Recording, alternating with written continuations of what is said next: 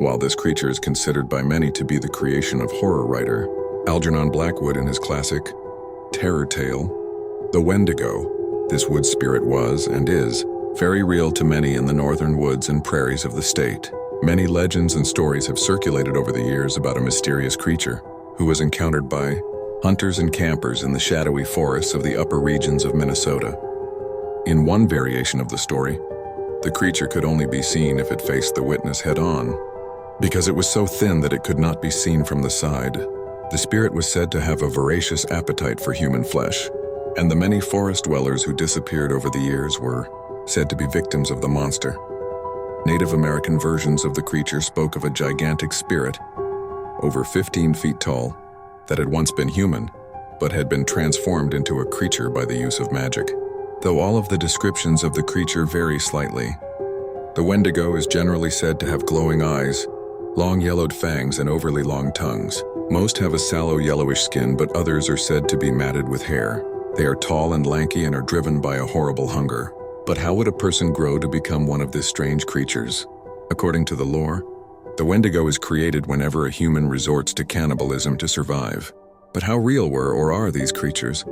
Could the legend of the Wendigo have been created merely as a warning against cannibalism? Or could sightings of Bigfoot-type creatures have created the stories? While this is unknown, it is believed that white settlers to the region took the stories seriously. At times, they even took the sightings and reports quite seriously and made it enough of the local culture that stories like those of Algernon Blackwood were penned. Real-life stories were told as well, and according to the settlers' version of the legend, the Wendigo would often be seen banshee-like to signal a death in the community. A Wendigo allegedly made a number of appearances near a town called Rosesu in northern Minnesota from the late 1800s through the 1920s. Each time that it was reported, an unexpected death followed, and finally it was seen no more. Even into the last century, Native Americans actively believed in and searched for the Wendigo. One of the most famous Wendigo hunters was a Cree Indian named Jack Fiddler. He claimed to kill at least 14 of the creatures in his lifetime, although the last murder resulted in his imprisonment at the age of 87.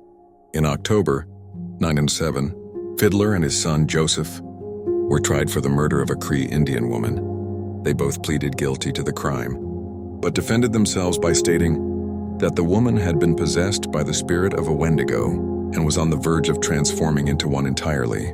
According to their defense, she had to be killed before she murdered other members of the tribe. I post these videos and stories as told by the people who experience these encounters. Please like, subscribe, and share. Hit that notification button so you don't miss new content.